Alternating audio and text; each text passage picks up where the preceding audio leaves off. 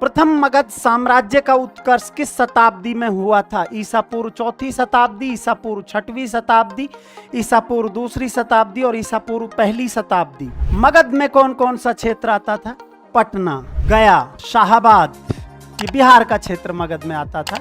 और मगध के उत्तर में कौन सी नदी थी? गंगा। और मगध के दक्षिण में विंध्य पर्वत श्रृंखला, ठीक है। पूर्व में चंपा नदी और पश्चिम में सोन नदी। इनके बीच में क्या था? मगध था। तो मगध देखिए, एक तो सामरिक दृष्टि से सुरक्षित था, ऊपर से उपजाऊ जगह था। धीरे धीरे जो सारे जनपद हैं वो किस में समाहित हो गए?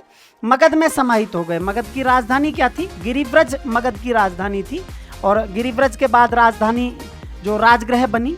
बाकी इसके कई सारे नाम मिलते हैं। मगधपुरी नाम मिलता है, बृहद्रथपुरी नाम मिलता है, वसुमती नाम मिलता है, कुशाग्रपुरी नाम मिलता है। याद और रखने हैं ये सारे। बिंबिसारपुरी नाम मिलता है, ठीक है। तो 6ठी शताब्दी ईसा पूर्व में कई सारी घटनाएं हुई थी। 6ठी शताब्दी ईसा पूर्व में ये महाजनपद हुए थे, धार्मिक क्रांति हुई थी, नए शैक्षिक केंद्र स्थापित हुए थे, नए व्यापारिक केंद्र स्थापित हुए थे, व्यापार वाणिज्य बढ़ा था क्योंकि केंद्र बिंदु में क्या था? मगध था। और मध्य गंगा घाटी जो है वहां पर इन महाजनपदों का उदय हुआ था। अकेले गंगा घाटी में ही कितने महाजनपद थे? 11 महाजनपद थे।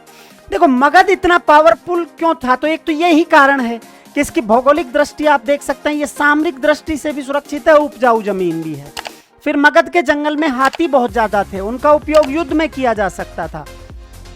मगध जो है उसमें लोहे की खानें थी, लोहे से मजबूत हथियार बन सकते थे। और सबसे महत्वपूर्ण बात, मगध में जो शासक हुए उनकी प्रवृत्ति साम्राज्यवादी थी। मतलब उन्होंने अपने राज्य को बढ़ाने की चेष्टा की, वो अपने राज्य का विस्तार चाहते थे। इसलिए धीरे धीरे सारे महाजनपद किस में समाहित हो गए?